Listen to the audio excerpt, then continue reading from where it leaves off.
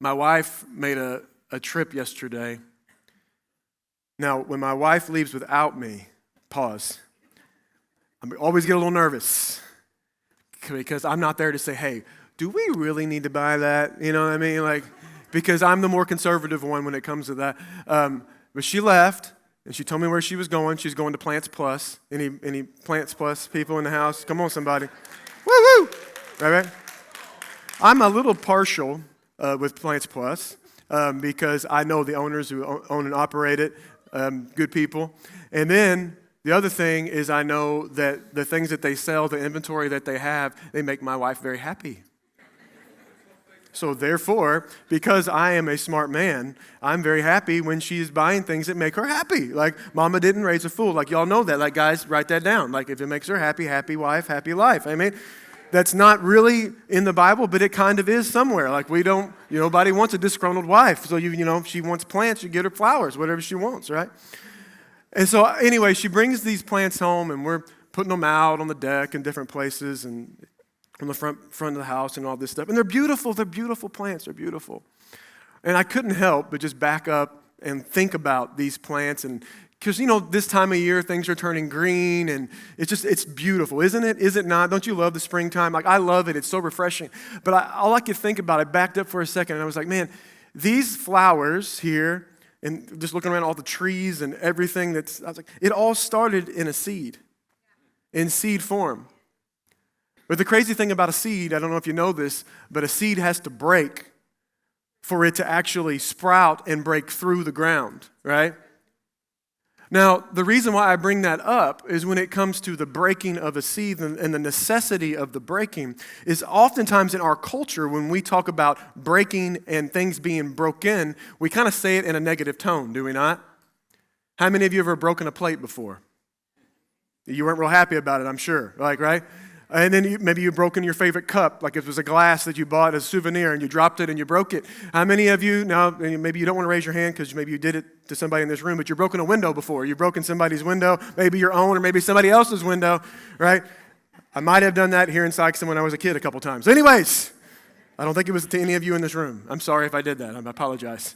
It was my brother. I blame it all on him. He's not here to defend himself. My point is this.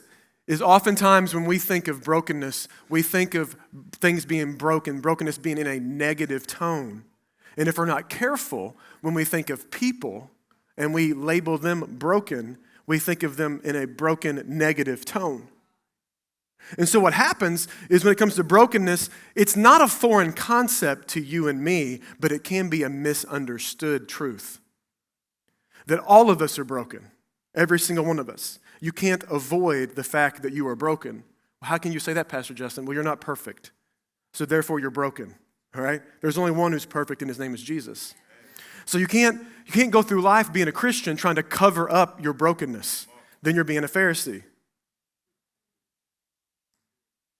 I'll let that just sit for a minute. Okay?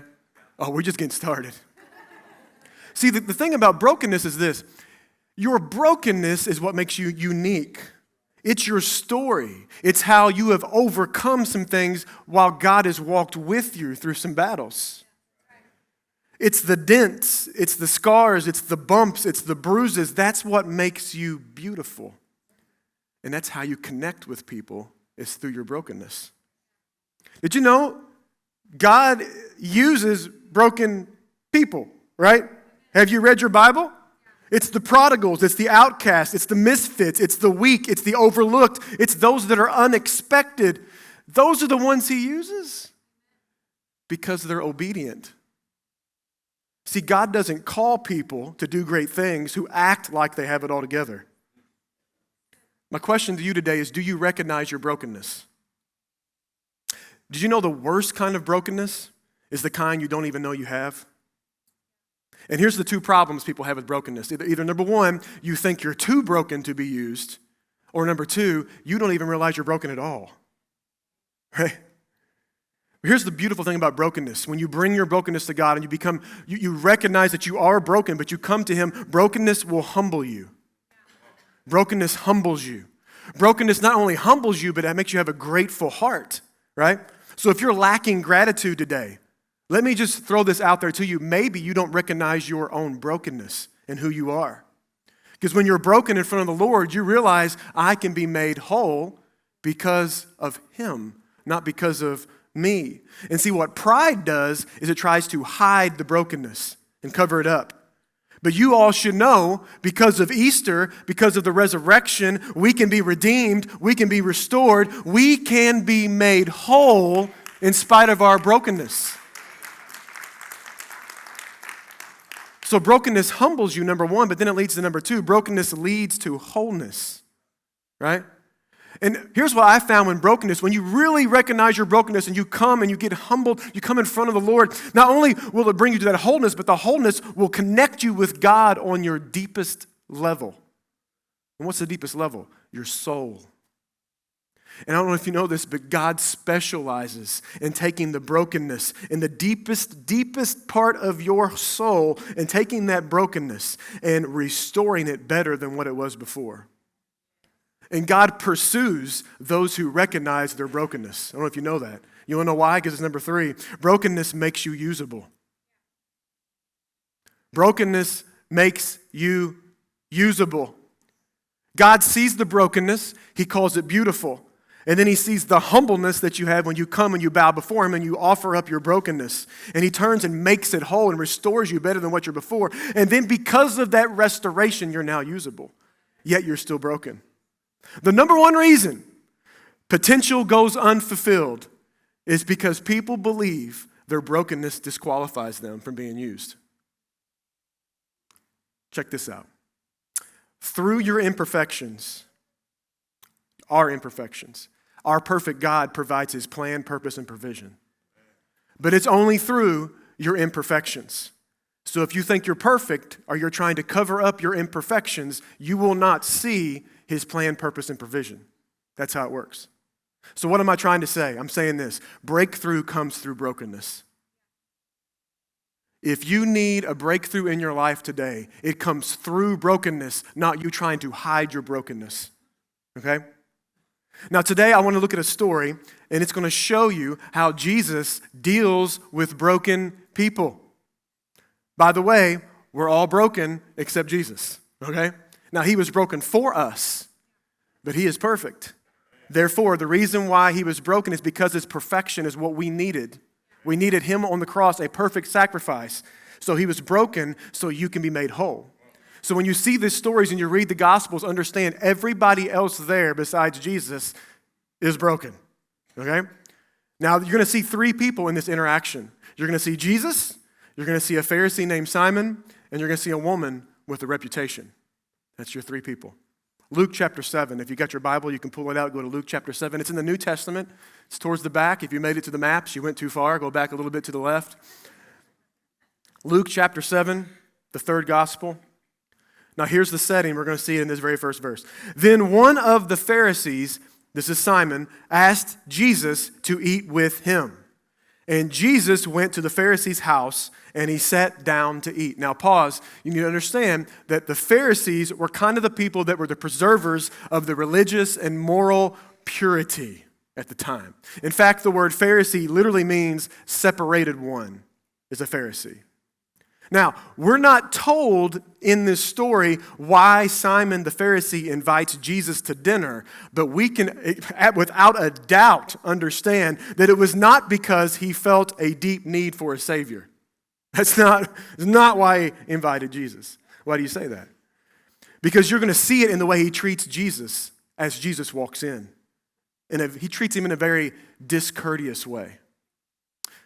What was typical would be if you held a banquet at your house in honor of a special guest, you would anoint them with oil on their head, which would be out of respect for somebody, especially a visiting rabbi.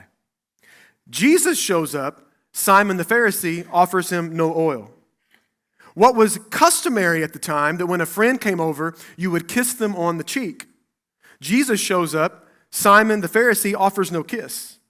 What would be common courtesy at the time would be for when people would come long ways, they would have dust on their feet because they walked around with open-toe sandals, and so their feet would be dirty. It would be to take off of their feet and wash their feet for them, or at a minimum, give them some water so they could wash their feet from their dirty, dusty roads that had gotten their feet all dirty. Jesus shows up, and Simon the Pharisee offers him no water. In doing this, Simon the Pharisee is making a statement, and this is the statement. I'm bringing you here to evaluate you. You are not an authority in my life, and you are certainly not a friend. He withholds respect, friendship, and courtesy that would be the standard of their day. Now, the next verse, we get a woman who is in every way the complete opposite of Simon the Pharisee. Verse 37, and behold, a woman in the city who was a sinner, when she knew that Jesus sat at the table in the Pharisee's house, brought an alabaster flask of fragrant oil. Now pause. Luke says, behold. Why does he say behold here? What he's saying is what he's drawing our attention to, that something not normal is happening right now. Now let me be clear. She is not breaking and entering. Like she's not breaking into the house, okay? They didn't need to call the cops, okay? That's not what's happening right now. But we get a clue because Luke, on 2 different times in this passage, mentions they were reclining at a table, which would have been a low table. They would have been reclining usually on one of your elbows with your legs out to the side or legs right off behind you like that. And so for special banquets, if a visiting rabbi would come into town, what would happen is they would leave the doors open, and they wouldn't really have windows like you and I know it, and people would maybe even line the inside of the room and could just sit and listen. They were not there to eat, but they would come by and listen. Now, this might seem weird to you, but they didn't have TVs back then. And they didn't have cell phones. They didn't have Facebook. They didn't have streaming online things to watch, right? So it was kind of like if you can picture 2 huge celebrities meeting, and you're able, like think about 2 producers maybe that produced some amazing movies, and they're going to sit and talk. And you get to sit back and just listen to them on how they did this. So you would have like two really popular people going to have a conversation. Everybody wants to come around and listen to that. They're not really invited to the meal, but they're just going to lean in and listen to it because it's going to be educational and entertaining at the same time. So you get a behind the scenes look. Now, what is not weird in this situation is that she walked in. That's not weird. What's weird is someone like her walked in. That's what's weird. And behold, a woman in the city who was a sinner. That's what's weird. That's why he says behold. Pause. There might be somebody in this room today that you feel like that. Maybe you walked in here today, come into a place like this, and you feel like if they only knew what I've done. If all these people knew my past, they wouldn't want to sit next to me. If they've known the things that I've thought, the things that I've done, probably lightning would strike me right now. Maybe perhaps you walked in here today and you have that thought in your mind that one of these things is not like the other, and I'm the outcast here. And you can connect with her. Now, the natural question you should ask yourself, because it's not really asked here, but I'm going to go ahead and go there. What did she do? What did she do to be called a sinner? The story doesn't really tell us, but one thing is for clear, very, very clear, she had a bad reputation. See, the term sinner, when you see that in this particular context, it had a sexual connotation to it. Now, we don't know if she was a prostitute. She might have been just very promiscuous, and she might have just slept around with a lot of men. We're not really sure, but she has a reputation. What we do know is that she did not live a pure lifestyle, and everybody knew it. Think about that. How many of you would like to walk around where everybody knew every bad thing that you did in your entire life? She walks in and she is reminded, by the way, she's not just reminded there, but she's reminded everywhere she goes. Everywhere she walks, she's reminded of her past. Yet somewhere she hears the message of Jesus. And there's somebody in here today, you feel like that outcast today. You feel like the one that's forgotten. Yet today, you're going to hear the message of Jesus and the gospel, the good news of Christ who comes for those who are sick, not for those who are well. Maybe she was in a crowd and she heard Jesus speaking and she heard Jesus preaching and maybe heard Jesus talking about the righteousness of God and the need for repentance. And she realized her sin and the righteousness of God and she wanted to repent. And maybe she's coming there to repent. Maybe she heard in the crowd, which would have actually chronologically been just right before this in Matthew 11, where Jesus was teaching and he said, "Come to me, all you weary and heavy burdened, and I will give you rest." Maybe she heard that and she knew the burdens that she was carrying and she needed rest. Maybe she heard Jesus say, it's the ones that are the most broken, they will be made whole by my grace. And she's probably thinking, even someone as dirty as me is welcomed here. Not just tolerated, loved and adopted. So she hears this message of Jesus, and it lit a fire inside of her. You know what that fire was? Hope. Hope. Hope. Life without hope is purposeless. So now she has a fire inside of her with purpose. Many times when Jesus was speaking in a crowd, people couldn't get near him. But man, when you got a fire inside of him, you just go into the presence of the Lord. Nothing can hold you back. And she hears that he's at a Pharisee's house, of all the houses that he could be at that she's going to go to. But she doesn't care. She doesn't care. Because when you're in need of a touch from Jesus, you don't care where you got to go. She musters up whatever courage she has. She comes in the house with this little perfume bottle. And next, Luke slows down the narrative. He gives us 7 verbs in one sentence. 7. Now, what's interesting is we never hear her say a word. Notice this. You know why? Because her actions speak louder than words. Verse 38. And she stood at his feet behind him, talking about she was behind Jesus, weeping. And she began to wash his feet with her tears and wipe them with the hair of her head. And she kissed his feet and anointed them with fragrant oil. Question, why is she standing behind him? Why does she not get closer to Jesus? Let me ask you a question. Have you ever been so close to somebody in your life who has made a tremendous amount of impact on you from a distance? Have any of you ever had somebody, maybe it's a musical artist or a teacher or somebody that you listen to them, you've never really met them, but somehow you got into their presence, you saw them backstage or you bumped into them somewhere, and all you can do is just go, oh. You know what I'm saying? I've been there. You thought, if I ever meet them one day, I'm going to say these 3 things. And then you meet them and you're like, hey, boo, ha, ha. Anybody else ever done that besides me? Anybody? Yeah, a few of you. So she's walking in. Can you imagine how nervous she must be? Everybody knows she's a sinner. She's heard about this Jesus. She's heard him preach. She knows about grace now, but she knows she's got to get into the presence of Jesus. They're all staring at her as she walks in. And she gets there right at his feet, and she can't take another step. And it says she wept. This word here, by the way, is the same word that we use for rain. So it wasn't like she went.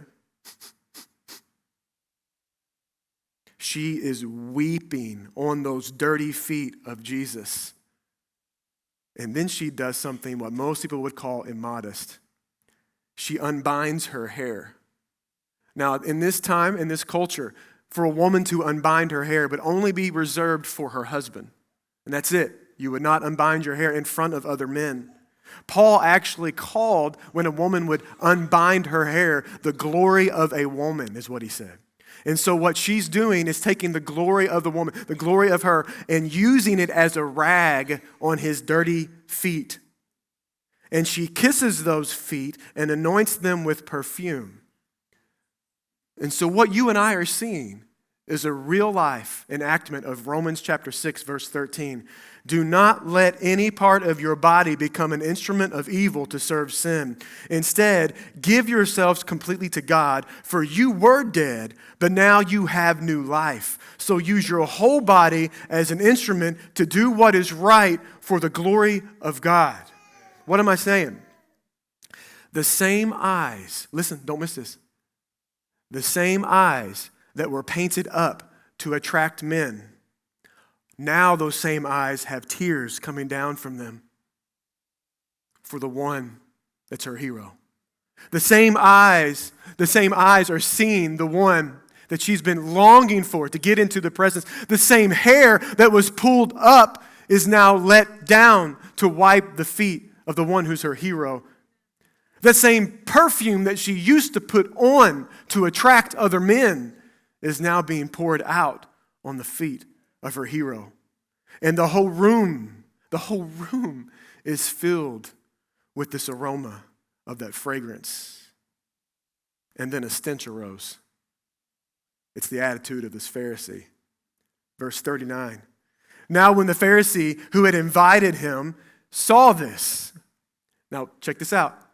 He spoke to himself, saying, this man, if he were a prophet, would know who and what manner of a woman this is who is touching him, for she is a sinner.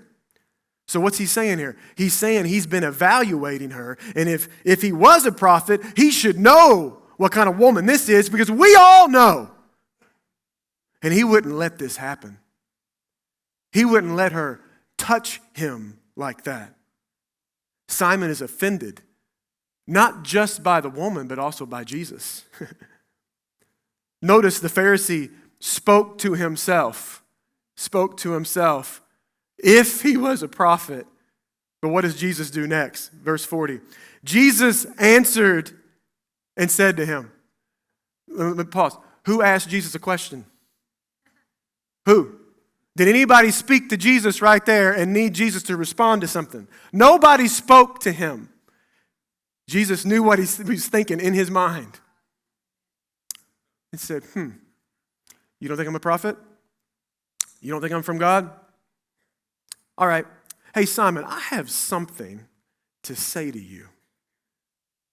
So Simon went, teacher, just say it. There was a certain creditor who had two debtors. One owed 500 denarii and the other 50. And when they had nothing with which to repay, so they couldn't pay for either one, he freely forgave them both. That's grace. Tell me, therefore, which of them will love him more? Simon answered and said, I suppose, can you hear him? Well, I just suppose. I suppose the one who he forgave more. And he said to him, you have rightly judged. Which I think is interesting. You have rightly judged. I think in connotation, he's saying, you didn't earlier. You judged wrongly earlier. But now you rightly judged that. Then he turned to the woman and he said to Simon, he's looking at her and he's talking to Simon, do you see this woman? I entered your house, you gave me no water for my feet, but she washed my feet with her tears and wiped them with the hair of her head. You gave me no kiss, but this woman has not ceased to kiss my feet since the time I came in. You did not anoint my head with oil, but this woman has anointed my feet with fragrant oil. What Jesus is saying, he's saying this, don't miss this. Yes, I know what kind of woman this is, and frankly, you can learn a little bit from her. She came hungry for my presence, yet you're angry at her worship. You ever been there before? You've been so selfish. You come into church, it's all about you. People are worshiping, and you're angry at their worship. Sit down. Stop jumping up. Stop singing so loud. I'm trying to hear the music. What he's saying to Simon is this: Simon, your heart is cold to me because you don't think you're that bad. So what we see is two people exposed. We see a woman who has already been exposed in public, but she's being exposed again in front of Jesus. But we see Simon be exposed of his cold heart. She felt the weight of her sin, but she knew the value of a Savior. And this is why Jesus says in 47, therefore I say to you, her sins, which are many, are forgiven, for she loved much, but to whom little is forgiven, the same loves little. Understand this. All of us sin, but God forgives. All of us sin, but God is willing to forgive. And God's words are true. And when you trust His word, you must act on His word and run into His presence. Now, I want to point out a couple things here, because I know there's some people that read this. Some people don't like this particular passage. I know they don't. They've told me before. Let me give you two things of what Jesus is not saying in this passage. Number one, Jesus is not saying her works saved her. That's not what He's saying. By the way, that would be against all of New Testament theology, that her works saved her. That's not what He's saying. What He is saying, because of her desperation and the freely given grace, it did produce this love, this lavish love, right? So what am I saying? Forgiveness creates love. Forgiveness creates love. Not your love for Jesus then gets you forgiven. He is already forgiven. He's already outstretching His arm. It's you turning to Him, and the forgiveness will create this love inside of you that will make you do the unthinkable. Jesus basically is saying this. This love does not create forgiveness. It just displays that it's there. The forgiveness He gives and our reaction to it displays the love that's inside of our heart because of what He did. So love displays the proof of forgiveness embraced. Love displays the proof of forgiveness that I embrace. See, when you know how bad you are and you know how great His grace is, it produces amazing, unthinkable love inside of you. By the way, just a side note, why does Jesus say her sins, which are many? Have you ever read that and been like, why is He taking a jab at her? Her sins, which are many, right, guys? Like, no, what Jesus is saying here, He's being very specific to her, and He's letting her know, I know everything that you've done, and I still forgive you. He's letting her know, I don't just forgive people in general and just say, oh, you're all forgiven, all of you. And then the disciple would whisper in his ear, hey, did you see what she did last week? And he's like, oh, wait a minute. Take that back. Not you. Everybody else is forgiven except you. No, He's saying, I know all of it. I know what you did in high school. I know what you did in college. I know what you did last week. I know what you did on that phone, on that tablet when nobody was looking. I know what you said, and I know what you did. And if you run into my arms, you're forgiven. And understanding this amazing grace, that will then explode this love inside of you, which is the exact opposite of other religions that says you must earn love from Him. I don't know how many times I've had people before say they're Christians and come up to me and they get a little confused about things and they'll say this phrase, well, I just hope I've done enough. Well, I just hope I've done enough. Let me ask you this question. Why do we serve God? To get recognition? No. Our commitment to the kingdom is our recognition of where we came from. My commitment to Jesus is because of what He did for me. I don't need a pat on the back. I don't need a gold star. I'm not trying to earn His love, right? The gospel is no matter what you've done, if you run into His arms, He will reach down and save you and pull you out of that pit and change your life and change your name. Now, the second thing Jesus is not saying is that you have to sin much to love much. That's not what He's saying here. Because I know some of you here today, you don't like this story because you've been in church your whole life. And you think about it like, man, I don't have a good testimony. Well, I guess since I haven't done a lot like that woman, I really haven't done anything really bad. I guess I can't love God very much. Shoot. Gadzooks. Dad nabbit. Don't miss this. Jesus is not putting a premium on sin. That's not what He's doing. Hope you understand. The Pharisees' problem Simon was not that he didn't sin enough, because Jesus condemns his sin and his pride more than the woman. Here's another one. You can be more lost sitting in a pew than on the street. I want you to know that. Because pride is ugly. Selfishness is ugly. So it's not the amount of sin committed, it's the amount of sin recognized. That's what I want you to know today. If you fell asleep, wake back up.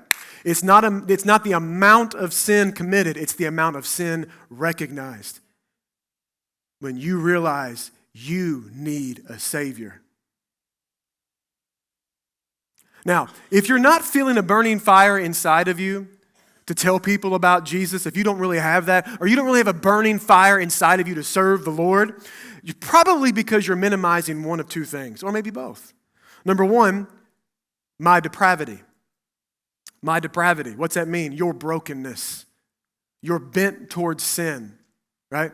And you think you're a good person. Well, if you're thinking that, if you think that you're just good and you got it all figured out, what will happen is you'll rationalize any sin. You'll justify them. You'll always have an excuse. Well, you don't understand. They said this to me, so I said that. They did this to me, so I did that.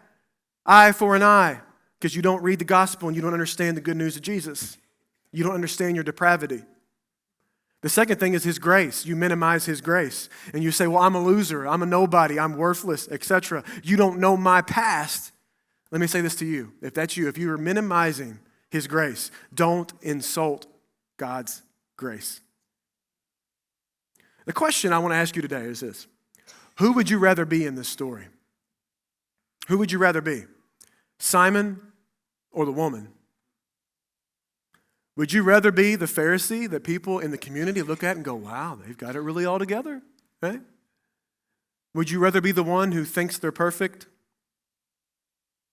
or the one who understands they're not perfect and they need to go to the one who is perfect? Do you want to act like you're whole or know you're broken? Let me say this to you. Your brokenness is a better bridge for somebody than your fake wholeness. I don't know about you, but I've been doing this a while. I have yet to see someone come to know Jesus because someone was fake and they may give them a fake testimony. All of the great saints I've ever been around, the great people fighting for the Lord, doing amazing ministries, doing ministries around here and the prisons, everywhere else, they're people that have gone through some struggles and they're willing to share their brokenness with other people. Listen, you don't have to fake being whole, because it's in your brokenness that He makes us whole. Now I want to close with this. Verse 48, there's 3 more verses. Verse 48, then He said to her, your sins are forgiven. And those who sat at the table with Him began to say to themselves, who is this who even forgives sins?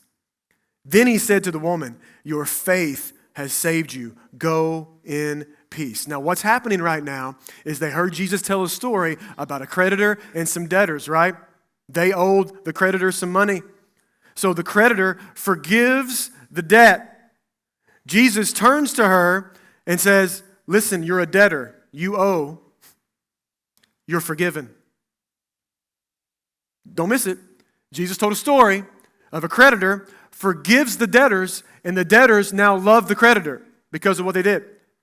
He turns to her, a debtor, a sinner, and says, your sins are forgiven, and then she responds in love. You see that? What they're thinking is, are you putting yourself on equal footing as God? Is that what you're doing, Jesus?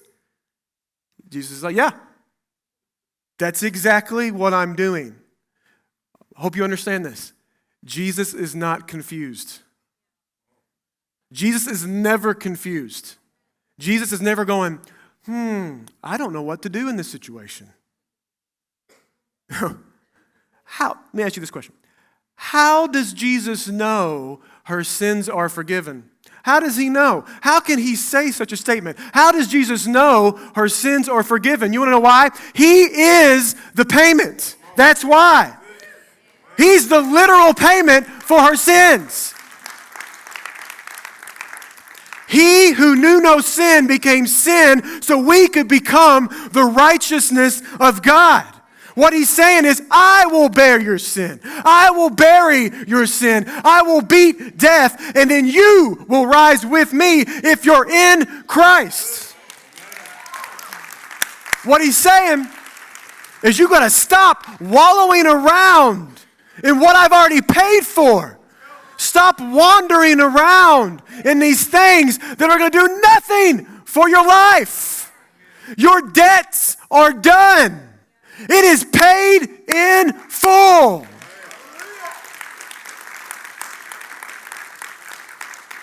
Now listen, when your past is your master, your future is in chains. So some of you walked in here today, and because your past, your brokenness has chains on you, you are limiting your future right now. And what you need to do today is bring your brokenness to the one who can make it whole. Last thing I want to say about this. Brokenness makes you humble. Brokenness leads to wholeness and makes you usable. But here's the thing you got to do. If you realize today you truly are broken and in need of a Savior, brokenness in your heart, you'll feel the conviction of the Holy Spirit. The brokenness will lead you to make room for Jesus.